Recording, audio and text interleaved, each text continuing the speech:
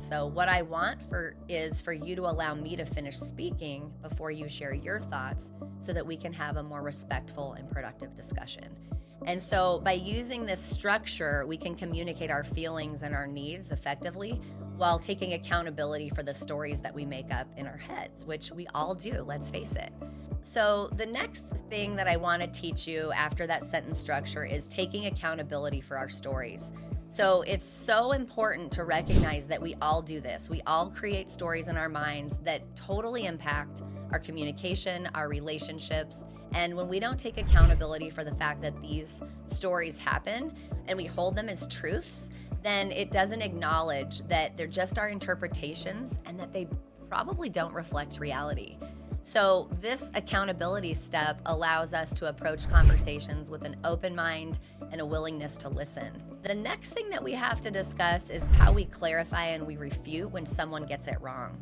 And so you want to have the listener give us the feedback, but then we want to say, did I get that right or did I get that wrong? And when we give the listener an opportunity to clarify or refute what happened, it's essential in assertive communication.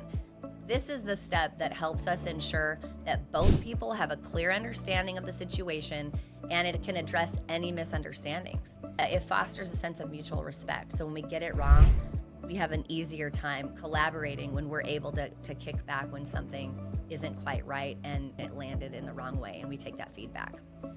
The next piece that we've got to talk about is empathic failure. So this concept is a fancy way of saying somebody hurt our feelings and we got it wrong in the delivery. And so the key about empathic failure is just taking accountability when that happens and then repairing. So this empathic failure occurs when we fail to understand or acknowledge the emotions and the experiences of others.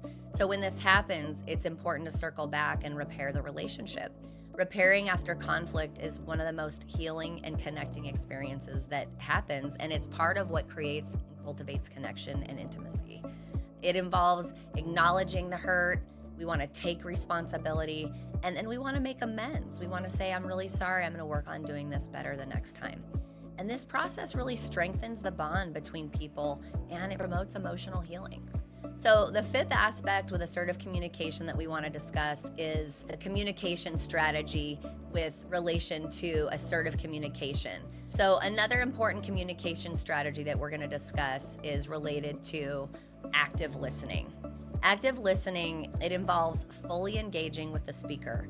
We don't have our phone in our hands. We're not listening to the TV show. We're not doing something else, but we're engaging with the speaker fully, and it's where we're showing empathy and we provide feedback. It helps build trust, it helps us ensure understanding and ultimately better connection. And so if you can think about utilizing these 5 strategies for effective communication more regularly, it's just like any muscle. You've got to practice it to get the repetitions in to strengthen this experience.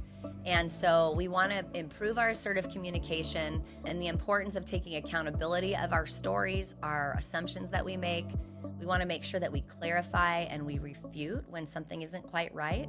And then when that happens, we want to, recognize that there's an empathic failure. We've hurt somebody's feelings, or take that feedback from our listener and work on repair.